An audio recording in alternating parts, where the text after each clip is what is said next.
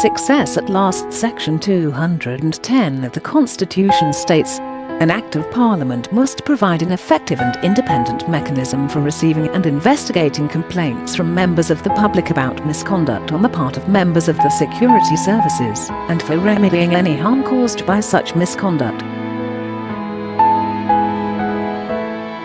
In 2015, Veritas filed an application in the Constitutional Court on behalf of two named applicants, seeking an order that would compel the government to gazette a bill for the act envisaged by Section 210 within 45 days from the date of the order. Veritas engaged Mr. Tendai Pitti, a senior lawyer and a noted human rights defender, to represent the applicants. Yesterday, some 4.5 years after hearing the application, the Constitutional Court granted the order sought and gave the government 45 days within which to gazette the necessary bill.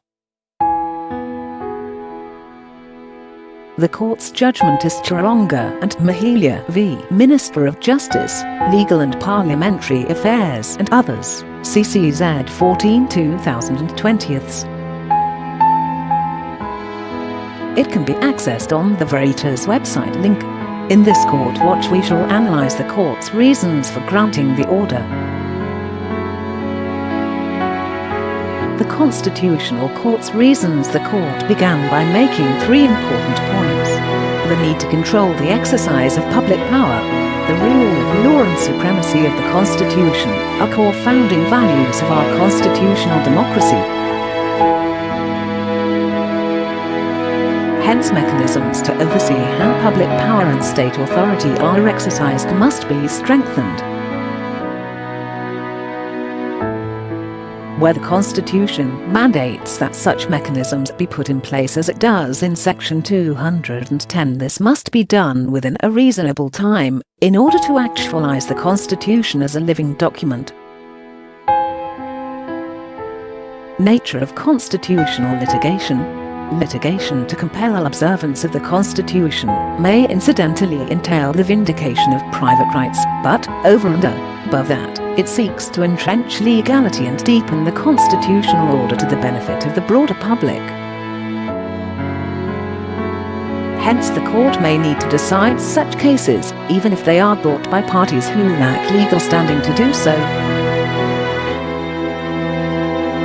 Attitude of parties to constitutional litigation. Parties must remember that the purpose of constitutional litigation is to uphold constitutional legality. They should not adopt the win-takes-all attitude appropriate to ordinary civil litigation. Preliminary issues. Before dealing with the main issues in the case, the court dealt with preliminary matters. Defects in applicants' affidavits. There were defects in the applicants' affidavits which resulted in the second applicant's case not being considered. The court, however, said it should be slow to dismiss the application because of the defects, since the Constitutional Court, as the apex court in constitutional matters, was obliged to see that constitutional obligations were fulfilled.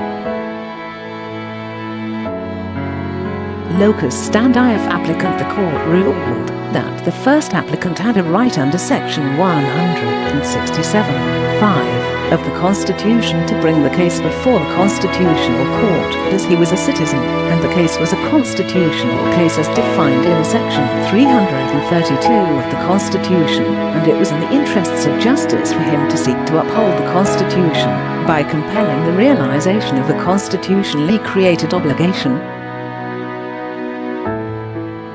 Main issues. Having disposed of the preliminary issues, the court then turned to the main issues in the case, which it identified as follows.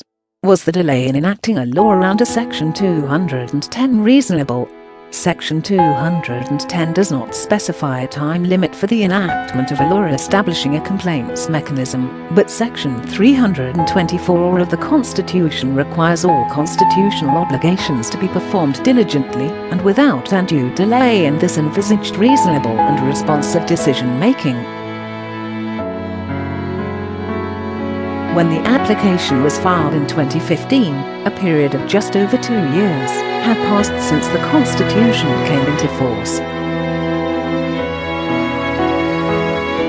But since then more than 7 years had elapsed, and still no legislation had been enacted to implement Section 210. This exceeded the reasonable time within which the government should have discharged its constitutional obligation. Did the applicant meet the requirements for a mandamus? The court held that the applicant met the requirements for a mandamus, i.e.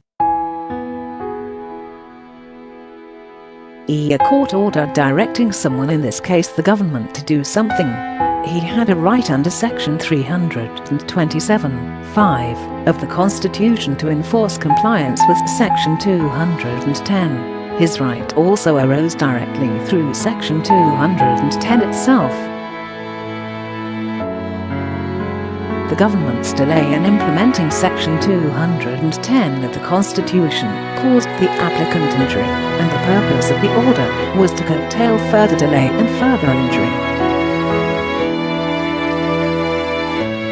There was no other remedy affording the applicant the same protection. As a result, the court declared that the respondents, the Ministers of Justice, Home Affairs and Defense, and the government of Zimbabwe were in breach of their obligations under Section 210 of the Constitution.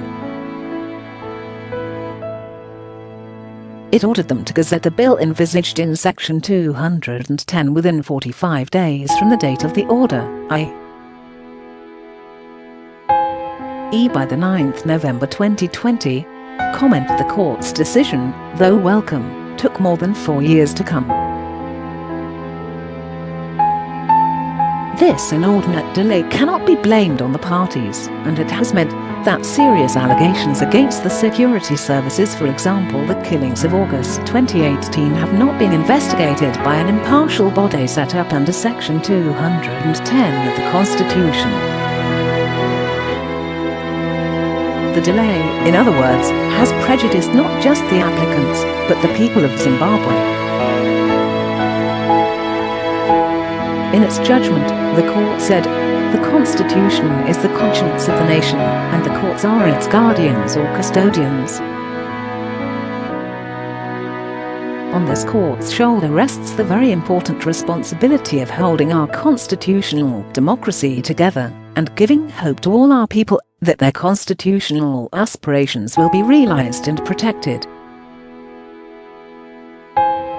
Close quote. It is devoutly to be hoped that our courts will live up to this.